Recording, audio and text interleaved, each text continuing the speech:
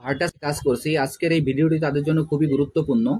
আমি প্রতিদিনের ন্যায় আজকেও আপনাদের দেখিয়ে দেবো যে ভার্টাস মাইনিং সাইডের আমাদের যে ডেইলি কম্বোটি আছে, এই কম্বোটি আমরা এখান থেকে কিভাবে নেব এবং এই কম্বোটির বিনিময়ে কিভাবে এখান থেকে আমরা অতিরিক্ত যে পয়েন্টটি আছে সেই পয়েন্টটি আমরা কালেক্ট করতে পারি। প্রথমে আমি আমার ভার্টাস মাইনিং সাইডে প্রবেশ করি।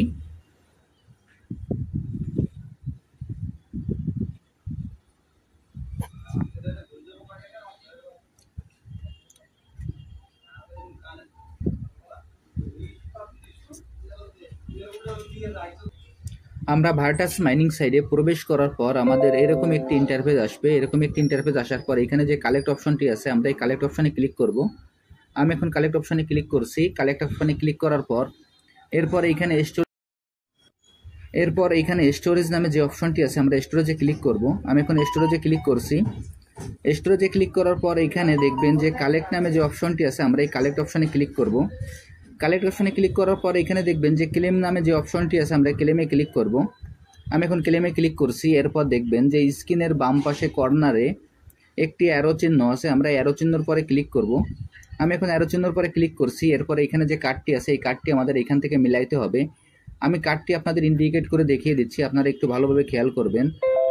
এই যে কার্ডটি প্রথমে ইন্ডিকেট করছি, এই কার্ডটি হবে 1 নম্বর। তারপর এই যে কার্ডটি ইন্ডিকেট করছি, এই কার্ডটি হবে 2 নম্বর।